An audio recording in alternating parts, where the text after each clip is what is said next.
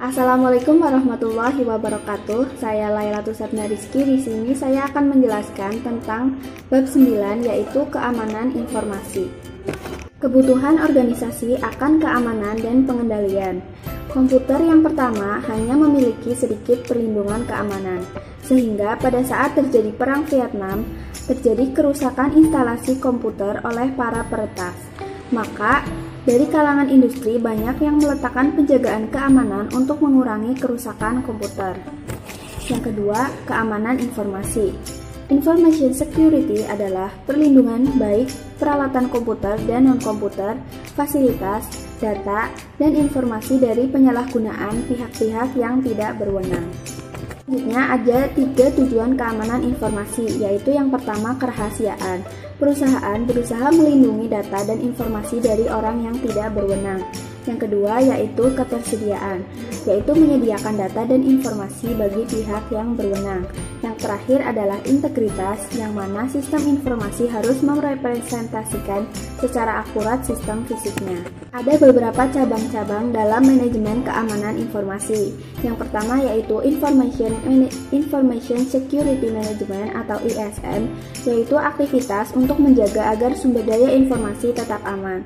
Yang kedua yaitu Business Continuity Management atau BCM, yaitu aktivitas untuk menjaga perusahaan dan sumber daya informasinya agar tetap berfungsi jika terjadi suatu bencana. Yang ketiga yaitu Corporate Information System Security Office, yaitu suatu jabatan Direktur Keamanan Sistem Informasi Perusahaan. Yang terakhir ada Corporate Information Assurance Officer, yaitu Direktur Asuransi Informasi Perusahaan.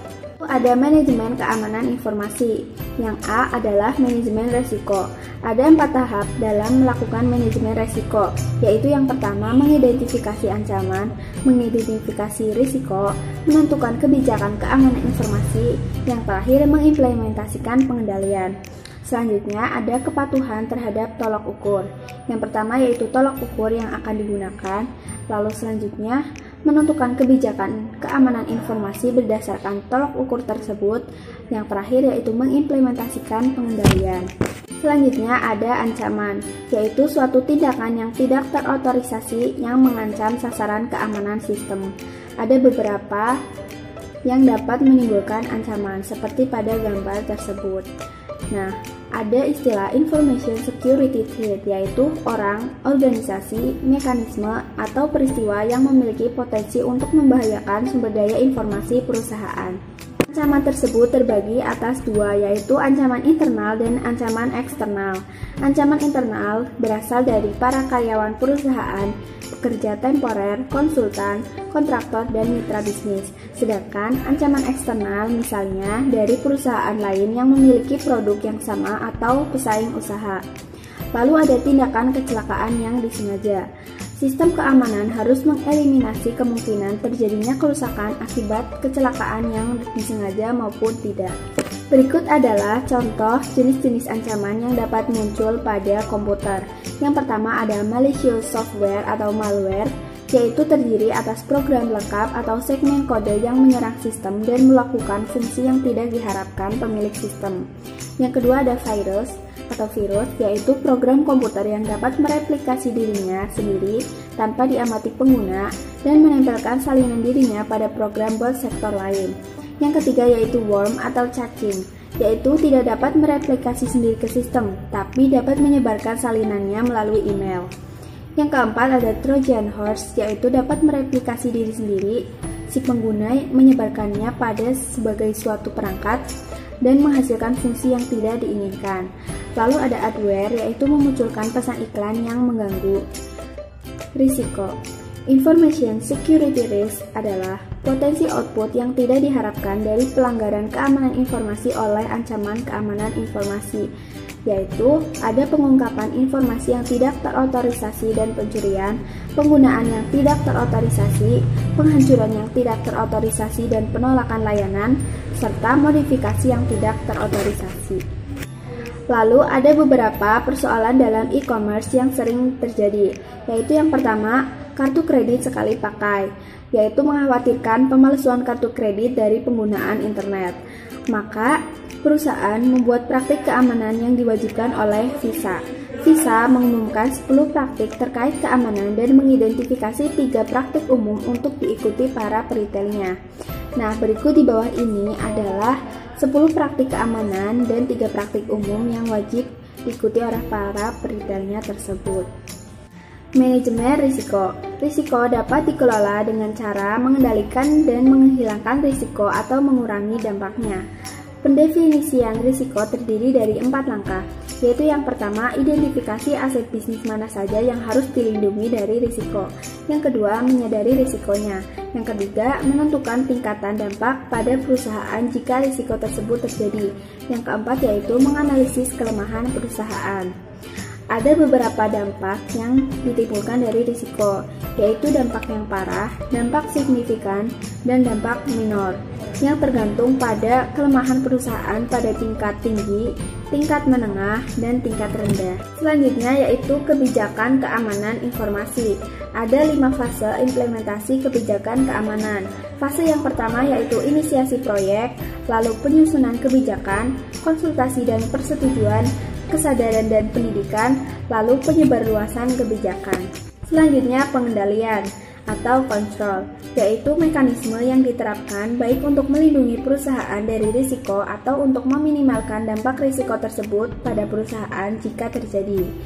Dan lalu ada technical control, yaitu pengendalian yang menjadi satu di dalam sistem dan dibuat oleh para penyusun sistem selama masa siklus penyusunan sistem. Ada beberapa pengendalian akses, yaitu yang pertama, identifikasi pengguna, autentikasi pengguna, dan otorisasi pengguna. Nah, berikut adalah gambaran dari fungsi pengendalian akses. Lalu ada sistem deteksi gangguan, yaitu dengan peranti lunak proteksi virus, peralatan prediksi ancaman dari dalam, dan firewall, atau penyaring yang membatasi aliran data perusahaan ke internet.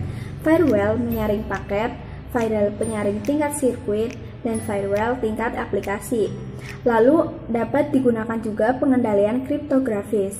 Nah, data dan informasi yang tersimpan dan ditransmisikan dapat dilindungi dari pengungkapan yang tidak terotorisasi dengan kriptografi, yaitu penggunaan kode yang menggunakan proses matematika.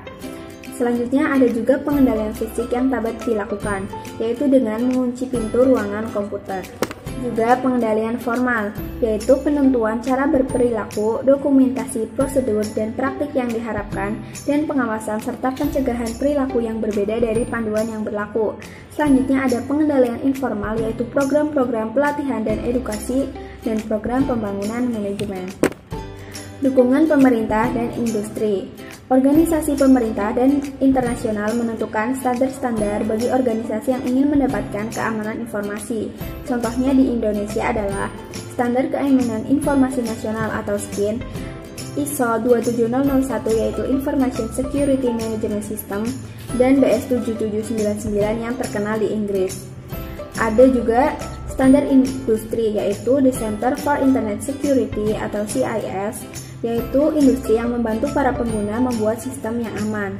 Selanjutnya ada juga sertifikasi profesional, yaitu yang pertama Asosiasi Audit Sistem dan Pengendalian, Konsorsium Sertifikasi Keamanan Sistem Informasi Internasional, dan Institut SANS, yaitu Sysadmin, Audit, Network, dan Security.